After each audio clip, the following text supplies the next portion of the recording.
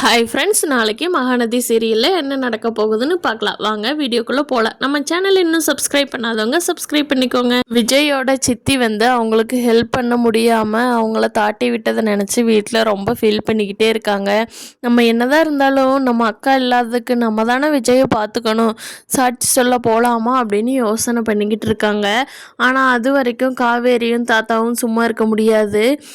இவங்க வரலன்னு சொன்னதுனால அடுத்தது ஏதாவது போலீஸ் ஸ்டேஷனுக்கு சாட்சி ரெடி பண்ணி கொடுக்கணும். அதுக்காக வெண்ணிலா கிட்ட தனியாக கூப்பிட்டு பேசி ரெக்கார்டு பண்ணுறாங்க. காவேரி மனசுல வர்ற உண்மையை ரெக்கார்ட் பண்ணிக்கிறாங்க. அப்புறம் ராகினி அவங்க அப்பாட்டவெல்லாம் தனித்தனியாக பேசி ரெக்கார்ட் பண்ணுறது மட்டும் யாருக்கும் தெரியாது. ஆனால் வெண்ணிலா பேசுகிற விஷயங்கள் எல்லாமே உண்மைதான். அந்த எக்ஸிபிஷனில் வேலை செஞ்ச பசங்களை வச்சு காவேரி எல்லாமே ரெக்கார்ட் பண்ணிகிட்டு இருக்காங்க. அப்போ தான் நாளைக்கு அதை கோர்ட்டில் காட்ட முடியும். இவங்க மனசை விட்டு பேசின உண்மையும் இப்போ பேச போகிற உண்மையும் பாருங்க அப்படின்னு சொல்லிட்டு காட்ட முடியாதுக்காக காவேரி எல்லா ஆதாரத்தையும் கலெக்ட் பண்ணிக்கிட்டு இருக்காங்க. நல்ல வேலையாக காவேரியோட வீட்டில் கங்காவுக்கு எந்த பிரச்சனையும் இல்லை. அந்த பிரச்சனை இது அதிகமாக இருந்தால் காவேரிக்கு இன்னுமே ப்ரெஷர் கூடி இருக்கும். நல்ல வேலையாக கங்கா நலமாக வீட்டுக்கு திரும்பி வந்துட்டாங்க. காவேரி வீட்டிலேருந்து நைட்டு லேட் ஆனதுனால காவேரி காணோன்னு ஃபோன் பண்ணி பார்க்குறாங்க. காவேரி ஃபோனை எடுக்கவே இல்லை. அவங்க சாரதா காவேரி இவ்வளோ நேரம் வரலையே அப்படின்னு சொல்லிட்டு ஃபோன் பண்ணி பார்த்துட்டு காவேரி எடுக்காதனால குமரன் கூட்டிகிட்டு வாங்க தம்பி போய் ஒரு காவேரி பார்த்துட்டு வரலாம் அப்படிங்கிறாங்க.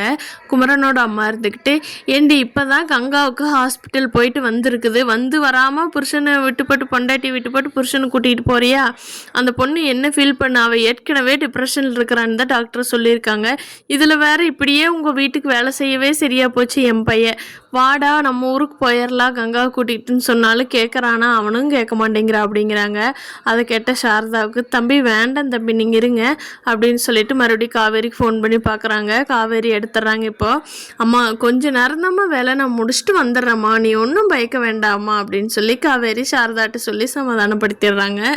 கண்டிப்பாக அடுத்த நாள் காவேரி எல்லா ரெக்கார்டையும் கோர்ட்டில் சப்மிட் பண்ணிவிட்டு விஜய் இதுக்கு காரணம் இல்லைன்னு சொல்ல போகிறாங்க.